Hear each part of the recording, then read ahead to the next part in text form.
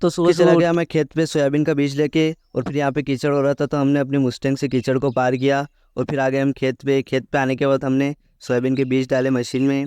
बीज डालने के बाद हमने किया ट्रैक्टर को स्टार्ट, और फिर बोने का कार्यक्रम स्टार्ट किया। स्टार्ट करने के बाद हमने अपनी मुस्टैंग से मारा यहाँ पे ड्रिफ्ट। ड्रिफ्ट मारने के बाद हमें दिखा ये जहरीले जानवर, जिसे देख के हमारी तो गांड फट गई थी। और फिर ये आदमी बिल्कुल भी नहीं डर रहा था इन जहरीले जानवरों से। फिर इसने डाला इसके छेद में। छेद में डालने के बाद अपनी पीठ पे उठा के ले गया इसको घर। और फिर सोयाबीन बोने की खुशी में हम आ गए होटल पे। होटल पे खाना खाया। ओके गाइस, कल मिलते हैं, बाय।